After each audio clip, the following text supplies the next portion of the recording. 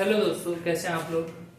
तो दोस्तों, आपने अक्सर सुना ही होगा, मिल ही जाएगी मंजिल भटकते भटकते, गुमनाम तो वो है जो घर से निकले ही नहीं। देखिए, हमारा जो टॉपिक है कौन सा, मॉडल के कौन से वाले पार्ट पे आ चुके हैं हम आ चुके हैं वुड पे।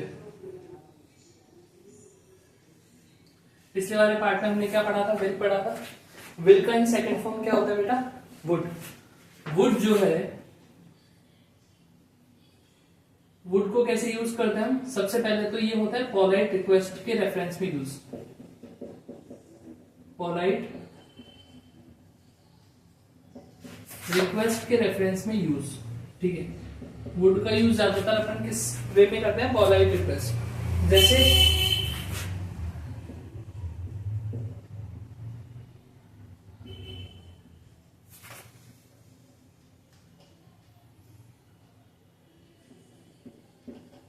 would you please give me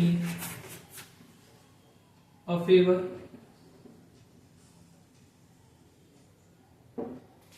मतलब क्या है, सीधा सीधा कि क्या तुम मेरी मदद करोगे, क्या तुम मुझे थोड़ा फेवर देने की कोशिश करोगे। या फिर इसको अगर अपन ऐसे लिख दें,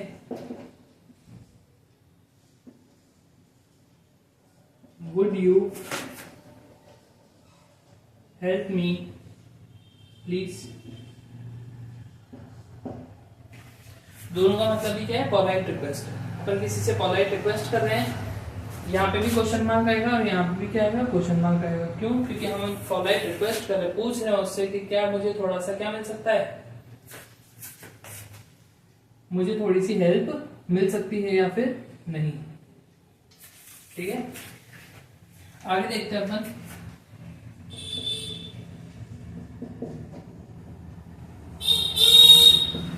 विल के सेकंड फॉर्म के रूप में,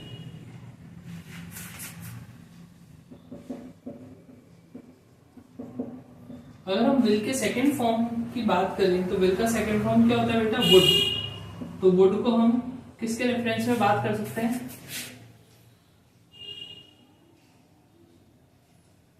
वुड को हम बात कर सकते हैं विल का सेकंड फॉर्म, है ना। जैसे हम विल की बात कर रहे थे, अगर विल का जो क्वालिटीज है, अगर पास्ट टेंस में वही क्वालिटी को हम लेके जाएं तो वहां पे हम किसका यूज करेंगे, वुड का यूज करेंगे। किसका यूज करेंगे, वुड का। जैसे हम अक्सर बोलते हैं कि I will write for you, कि मैं तुम्हारे लिए क्या करूंगा, मैं तुम्हारे लिए लिखूंगा। ये है सिंपल। अगर इसको हम पास्ट टेंस में लेके जाए तो अपन ऐसा कह सकते हैं कि अगर तुम मुझे बोलते तो मैं तुम्हारे लिए लिख देता, है ना। तो ये क्या होता है, पास्ट टेंस होता है वुड। विल का पास्ट टेंस कौन सा है, वुड। तो वुड को हम इस रेफरेंस में भी यूज करते हैं। तो एग्जांपल देख लेते हैं हम। एग्जांपल क्या है,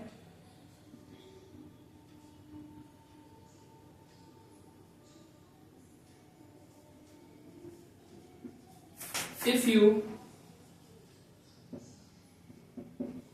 insist me, if you insisted me,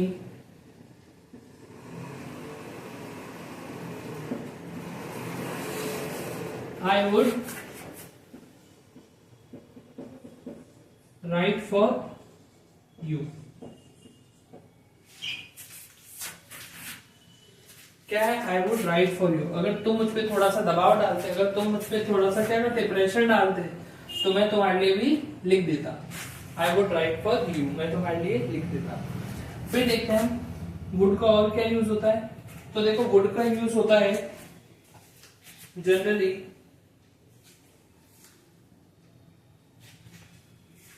reported speech में। किसमें, रिपोर्टेड स्पीच का मतलब क्या है, इनडायरेक्ट। भाई नरेशन दो तरह से होता है, डायरेक्ट से इनडायरेक्ट। तो जो इनडायरेक्ट फॉर्म होती है उसको रिपोर्टेड स्पीच कहते हैं। तो रिपोर्टेड स्पीच में विल के सेकंड फॉर्म के रूप में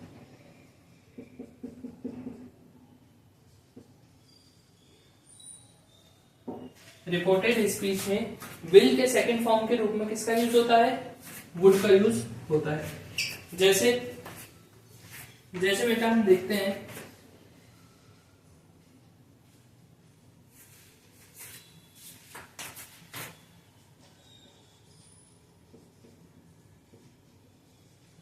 he told me that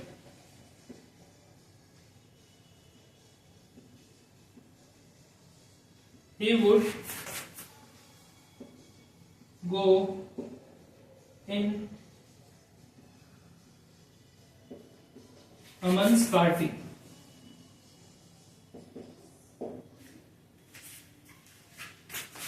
He told me that he would go in Aman's party. उसने मुझे कहा था कि वो कहाँ जाएगा, अमन की पार्टी में जाएगा। वैसे तो इसका जो डायरेक्ट सेंटेंस है वो ऐसे होता है, he said to me, फिर कॉमा, फिर inverted comma, I will go to Aman's party. I will go to Aman's party, या I will go in Aman's party. ठीक है। तो इसका जो इनडायरेक्ट बनेगा, जो इसका रिपोर्टेड स्पीच बनेगा, वो कैसे बनेगा, he told me that he would go in Aman's party। ठीक है। तो रिपोर्टेड स्पीच में भी विल का क्या होता है, यूज होता है वर्ब के सेकंड फॉर्म के रूप, मतलब विल का जो सेकंड फॉर्म है उस रूप में किसका यूज होता है, वुड का यूज होता है। ठीक है। इसका नेक्स्ट यूज देख लेते हैं। नेक्स्ट यूज क्या होता है,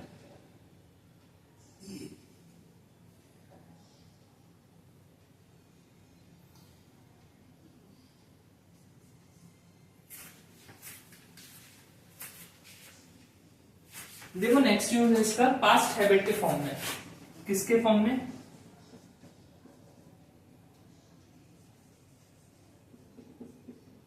पास्ट हैबिट मतलब वो आदतें जो हमारी बचपन में थी, है ना, या ऐसी आदतें जो हमारे पास्ट टाइम में हमारे साथ थी, ऐसी आदतों के लिए हम किसका यूज करते हैं, वुड का।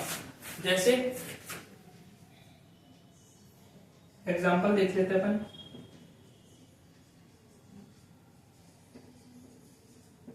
He would play cricket in his childhood.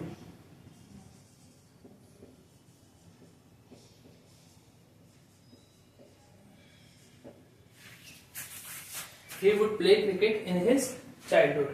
तो यहाँ पे भी हम क्या देख सकते हैं, वुड आ रहा है। वुड क्यों आ रहा है, क्योंकि वो अपने बचपन में क्या खेलने की आदत थी, उसको क्रिकेट खेलने की आदत थी। तो वुड आ गया यहाँ पे आदत को दर्शाने के लिए, पास्ट हैबिट को दर्शाने के लिए वुड आया यहाँ पे। ठीक है। इसका स्क्रीनशॉट ले लो, फिर हम बात करते हैं आगे।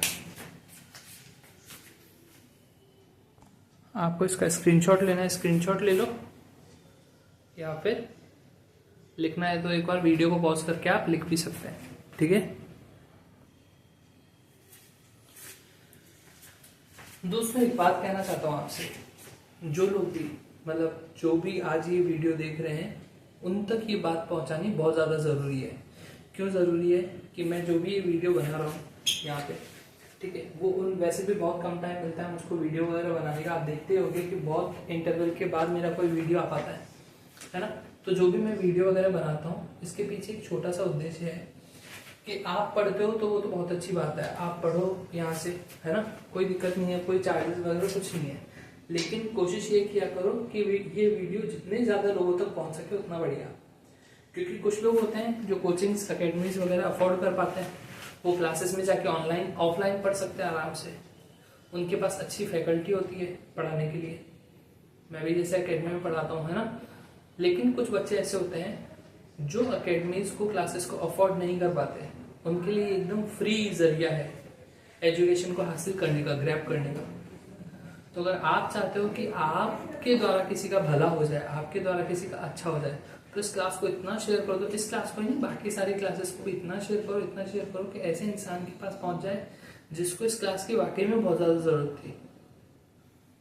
भाई कई बार क्या होता है कि ऐसे बच्चे भी देखते हैं जिनको इंग्लिश काफी हद तक आती है, तो ये सोचते हैं ये तो सब कुछ बहुत ईजी है, लेकिन ऐसे लोगों के लिए बहुत हार्ड पड़ जाता है जिनको इसका ABCD का A भी नहीं आता। तो ये वीडियो उनके लिए बहुत ज्यादा इंपॉर्टेंट है, क्योंकि भाई टफ से टफ चीजें तो हमारी टेक्स्ट बुक वगैरह सब में दी हुई है। टीचर क्या होता है, एक टफ चीज को आप तक पहुंचाने का एक जरिया होता है और कुछ भी नहीं होता। तो अगर ये वीडियो बहुत लोगों तक पहुंच जाएगी तो एक जरिया सॉर्ट आउट हो जाएगा कि भाई ऐसे लोगों तक भी ये वीडियो जा रही है जो लोग डायरेक्ट जाके क्लास में नहीं पढ़ सकते, वो कहीं पे खड़े खड़े बैठे बैठे कैसे भी पढ़ सकते हैं। ठीक है, तो आप लोगों के द्वारा छोटा सा किया गया एक एक्शन भी इतना बड़ा चेंज ला सकता है। भाई हम कहते हैं ना कि एजुकेशन को यहाँ से यहाँ पहुंचाना है। मेरे पास जो जो लिमिटेड रिसोर्सेज है मैं उनका इस्तेमाल करके जितना अच्छा हो सकता है उतना अच्छा मैटर आपको देता हूँ, लेकिन आपका एक ही वहां पे रिस्पॉन्सिबिलिटी है कि उस मैटर को आगे इतने लोगों तक पहुंचाया जाए कि ऐसे इंसान के पास वो मैटर पहुंच जाए जिसको वाकई में बहुत ज्यादा जरूरत है इस मैटर की, जो कोचिंग नहीं जा सकता था अपने किसी कारणों की मजबूरियों की वजह से। सबकी अपनी अपनी मजबूरियां होती है ना, तो ऐसे ही कुछ ऐसे बच्चे भी होते हैं जिनकी इतनी मजबूरी होती है कि वो क्लास तक नहीं जा पाते अपनी किसी न किसी मजबूरी की वजह से, तो वो कहीं पे भी बैठ के अपनी ये वीडियो देख सकते हैं और हल्का सा भी उनको 1% भी सीखने को मिलेगा, तो ये आपके लिए बहुत अच्छा है। थोड़ा पुण्य आपको भी मिलेगा, मुझे तो मिल ही रहा है। ठीक है ना, और प्लस थोड़ा फायदा मुझे भी हो जाएगा। क्यों? क्योंकि मैं आपसे फीस वगैरह तो मांगता हूँ ही नहीं। मेरी फीस क्या है, आप लोग सब्सक्राइब कर दो और इस चैनल को जितना हो सके उतना क्या कर दो, शेयर। ठीक है, फिर अपन आगे बढ़ते हैं क्लास को लेके। देखिए वुड का यूज और क्या होता है, तो वुड का यूज और होता है प्रेफरेंस के लिए, प्राथमिकता के लिए। किसके लिए होता है बेटा? प्राथमिकता के लिए, या फिर प्रेफरेंस के लिए। प्रेफरेंस का मतलब या प्राथमिकता का मतलब क्या होता है, कई बार हमारे सामने एक साथ दो काम आ जाते हैं, तब हमको चूज करना पड़ता है कि हमको ये वाला काम पहले करना है या फिर ये वाला काम पहले करना है। उन दो कामों में से कौन सा काम सबसे ज्यादा जरूरी है, वही हमारी क्या है, प्राथमिकता, हमारी क्या है, प्रेफरेंस है ना। तो जब भी प्राथमिकता शो करनी हो, प्रेफरेंस शो करनी हो, तब भी हम किसका यूज करते हैं, वुड का यूज करते हैं। जैसे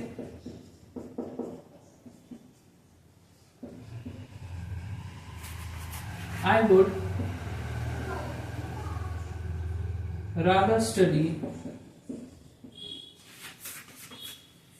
English than mathematics या then पॉलिटी। जिसको जो सब्जेक्ट ज्यादा इंटरेस्टिंग लगता है वो वहां पहले लिख देगा, है ना। I would rather study English than polity, मतलब मेरी प्राथमिकता क्या है, इंग्लिश है। किससे ज्यादा प्राथमिकता है, पॉलिटी से ज्यादा। आई वुड रादर स्टडी इंग्लिश, इसका सीधा सीधा मतलब क्या है कि मैं पॉलिटी पढ़ने से ज्यादा तो इंग्लिश पढ़ना पसंद करूंगा, है ना। फिर और देखते हैं,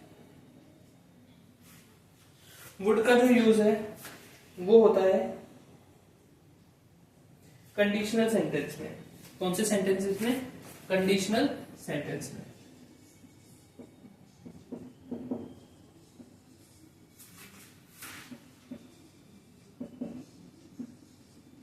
कंडीशनल सेंटेंस कौन से वाले होते हैं, या तो वो सेंटेंस स्टार्ट होते हैं इफ से, या फिर किससे स्टार्ट होते हैं, वेदर से। किससे स्टार्ट होते हैं, इफ या फिर वेदर। ठीक है,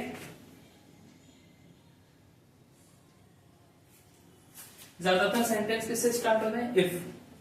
जैसे कई बार इमेजिनरी कंडीशनल सेंटेंस मिलता है। इमेजिनरी मतलब काल्पनिक शर्तपूर्ण सेंटेंस, है ना, शर्तपूर्ण वाक्य। इमेजिनरी मतलब काल्पनिक।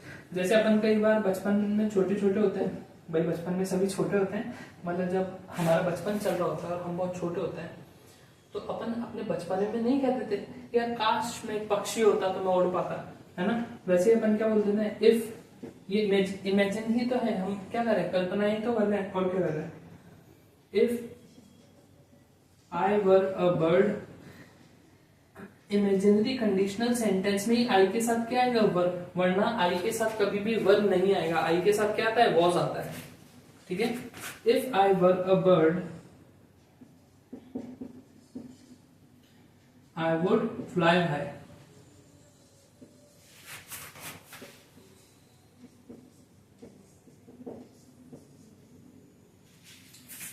इमेजिन करना चाह रहा है क्या, if I were a bird, अगर मैं पक्षी होता, आई वुड फ्लाई हाई, तो मैं बहुत ऊंचा उड़ता।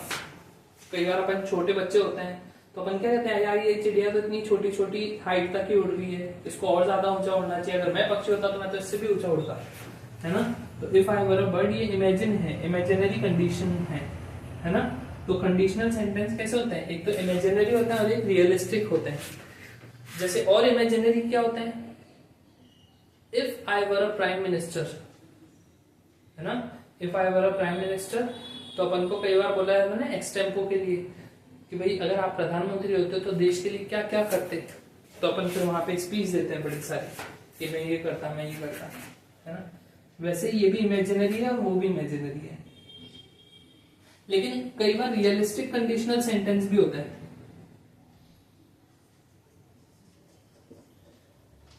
जैसे if I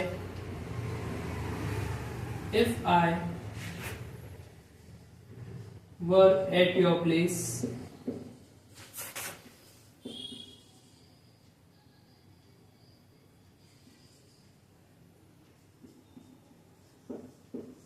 I would give it to you.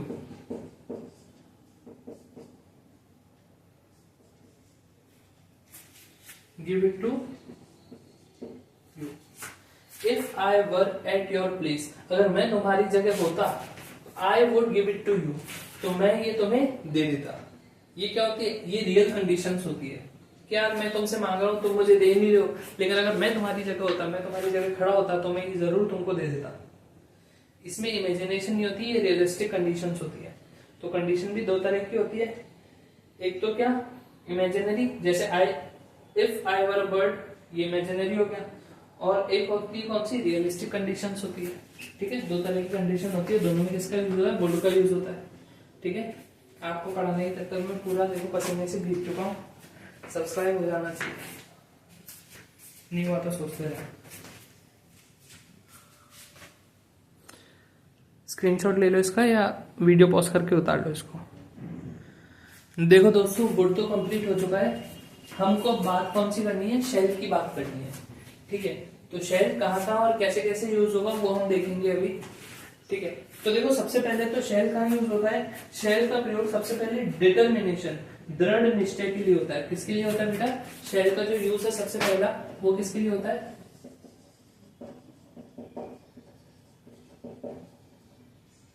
Determination बोल दो, दृढ़ निश्चय बोल दो, पक्का इरादा बोल दो, कुछ भी बोल दो, दृढ़ निश्चय या फिर डिटर्मिनेशन कह दो, एक ही बात है। तो शेल जो है उसका जो यूज है डिटर्मिनेशन या दृढ़ निश्चय को शो करने के लिए होता है ना। तो देखते हैं दृढ़ निश्चय कैसे है, शेल का use.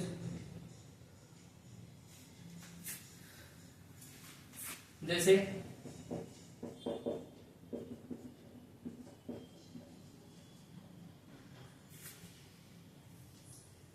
I shall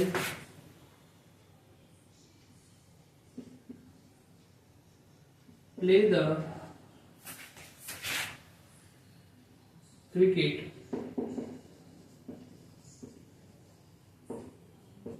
in the morning.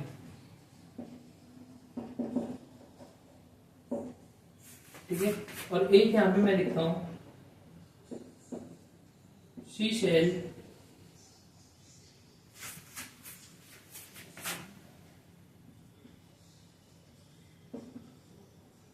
complete her work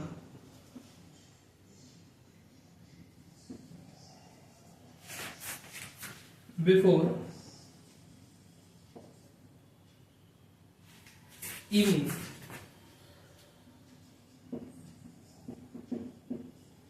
आपके सामने मैंने दो सेंटेंस लिख दिए, एक के साथ में मैंने लिखा है I shall play the cricket in the morning, है ना।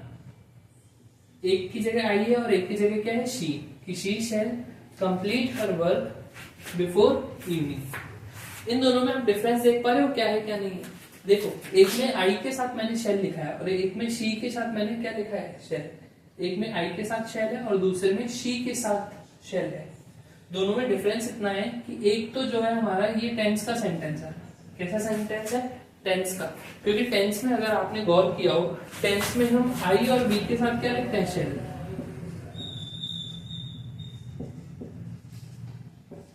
आई और बी के साथ हम क्या लिखते हैं बेटा, शेल। लेकिन वहीं जब मॉडल की बात आती है तो अपन ही, शी और इट, इनके साथ क्या लिखते हैं, शेल। इनके साथ क्या लिखते हैं, शेल। तो ये वाला है, ये तो कैसा सेंटेंस है, टेंस का सेंटेंस है। लेकिन जो दूसरा वाला है हमारा, ये कैसा है, मॉडल वाला सेंटेंस। कौन सा सेंटेंस है, मॉडल वाला सेंटेंस। इस चीज को आप लोग ध्यान में रखना, ठीक है। क्या ध्यान में रखोगे कि जो जहां पे आई और बी के साथ शेल आ जाए वो कैसा होता है, टेंस का सेंटेंस होता है। जबकि दूसरा जहां पे ही, शी, इट या किसी भी सिंगुलर नाउन के साथ अगर वहां पे शेल आ जाए हमारा, तो वो क्या होता है, हमारा मॉडल वाला सेंटेंस बन जाता है, ठीक है। तो ये चीज आपको बहुत इंपॉर्टेंट है, याद रखनी है, उसमें कोई दो राय नहीं है। उतार लो इसको।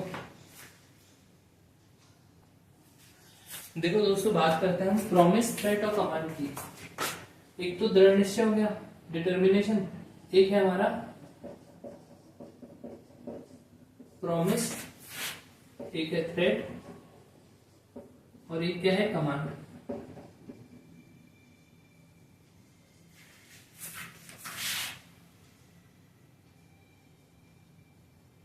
ठीक है, प्रॉमिस, थ्रेट और कमांड। प्रॉमिस मतलब वादा, थ्रेट मतलब धमकी, और कमांड मतलब आदेश। तो इनके लिए हम किसका यूज करते हैं, शेल का यूज करते हैं। किसका यूज करते हैं, शेल का। जैसे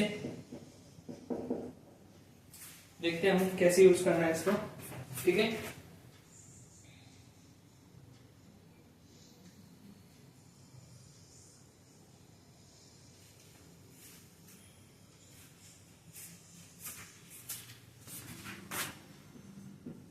देखो, she shall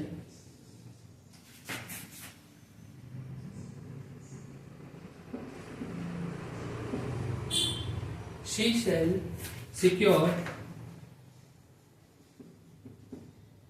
first division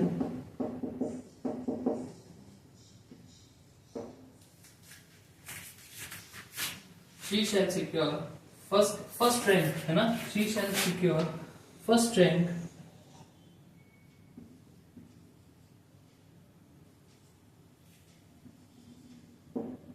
in our state।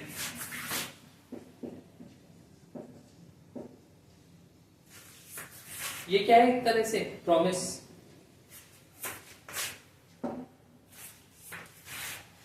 कि कई बार क्या होता है, पेरेंट टीचर मीटिंग होती है, टीचर जाता है, भाई क्या हालचाल है, क्या नहीं है, कैसा उसका परफॉर्मेंस है, कैसा नहीं है, ठीक है। तो अगर ऐसे हालचाल पूछने जाता है और टीचर कह दे कि भाई बहुत अच्छा है, बहुत अच्छी है पढ़ने में, है ना, इस बार तो देखना पूरे स्टेट में टॉप यही करेगी। तो टीचर एक तरह से क्या करेगी, प्रॉमिस कर रही है क्या, कि उनकी जो स्टूडेंट है, she shall secure first rank in our state, कि हमारे पूरे राज्य में वो फर्स्ट रैंक आएगी, पूरे राज्य में क्या आएगी, वो फर्स्ट रैंक, ठीक है। तो ये क्या एक तरह का प्रॉमिस है, जो कौन कर रहा है, टीचर कर रहा है अपने स्टूडेंट के लिए, ठीक है। फिर एक चीज देखते हैं,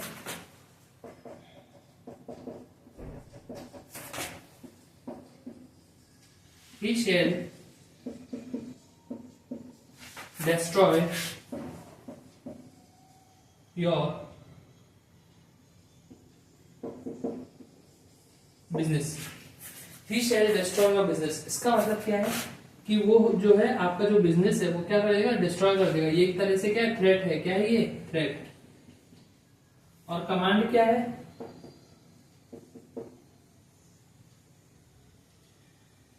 कमांड है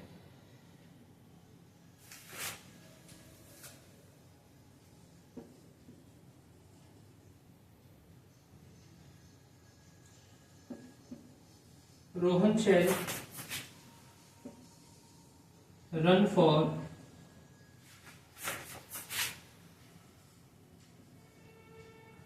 5 kilometers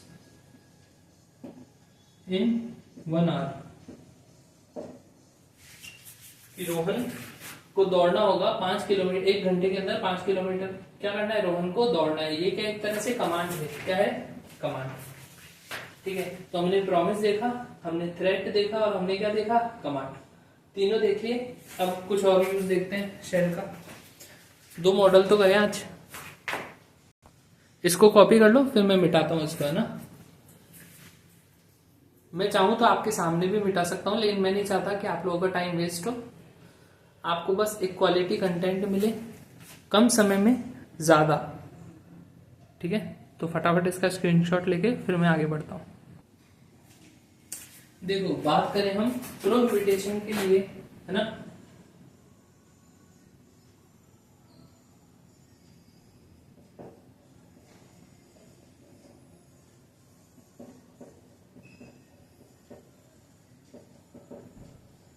प्रोहिबिटेशन का मतलब क्या होता है, निषेध, कि कोई चीज करनी मना हो। निषेध का मतलब क्या है, कि ऐसी चीज जो करने से हमको क्या दंड भुगतना पड़े, क्या भुगतना पड़े, दंड, है ना। तो हम देखते हैं ऐसी कौन सी चीज है।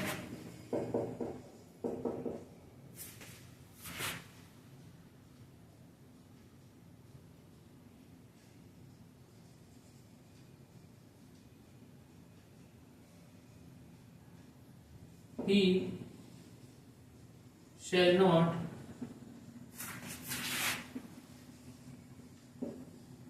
allowed to enter the room।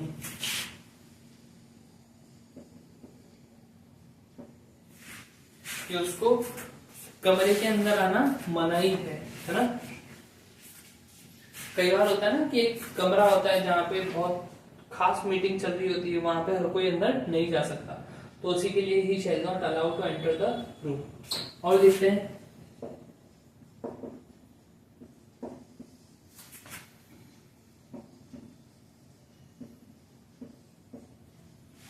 She shall not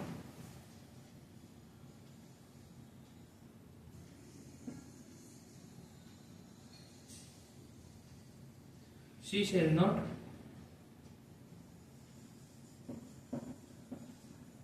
allowed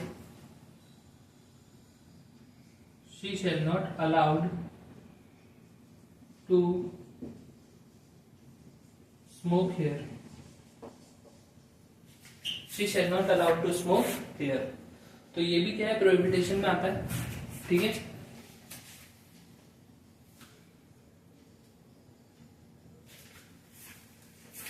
एक आता है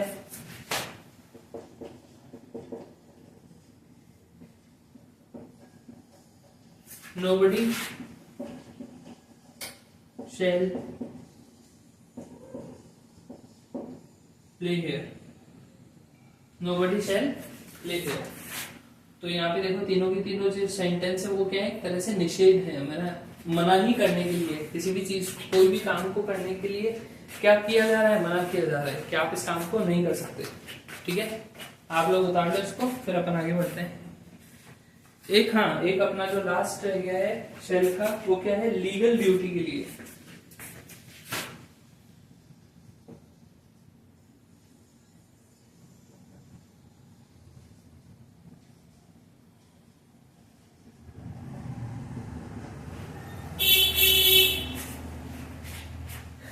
लीगल ड्यूटी के लिए हम किसका यूज करते हैं,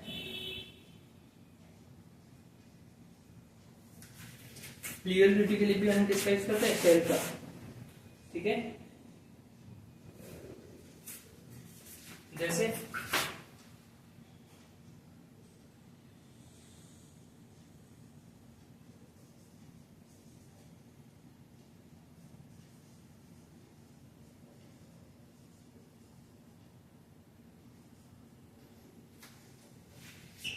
all the students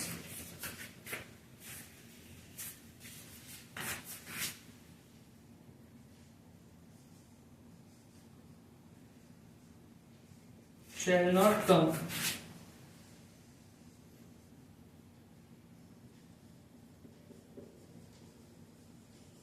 without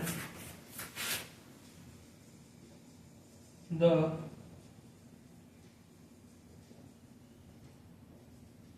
permission letter. School वाले बच्चों को कहाँ लेके जा रहे हैं? पिकनिक। तो उसके लिए बोला है बच्चों को कि घर वालों से क्या लेके आना है? Permission letter. तो लिखा है all the student shall not come without the permission letter, कि जितने भी स्टूडेंट हैं वो परमिशन लेटर के बिना नहीं आएंगे। कहाँ? पिकनिक पे, है ना। जो स्टूडेंट परमिशन लेके आए वही चल सकता है, लेकिन जितने भी स्टूडेंट हैं परमिशन अगर नहीं लेके आए तो वो नहीं चल पाएंगे। ठीक है। तो ये अपना क्या है? Legal duty. Legal duty in the sense ये नैतिक कर्तव्य जो होता है हमारे, वो स्कूल जो बताती है वही नैतिक कर्तव्य है, और क्या। ठीक है। और क्या है नैतिक कर्तव्य हमारे? चोरी नहीं करना, झूठ नहीं बोलना, अगर कहीं पे कमरा रेंट पे लेके रह रहे हैं तो उसका किराया टाइम टू टाइम दे देना। ठीक है। और क्या क्या हो सकते हैं? गाड़ी को सही पार्किंग की जगह पे लगाना, किसी टीचर से अगर पढ़ रहे हैं तो उसको फीस टाइम टू टाइम दे देना।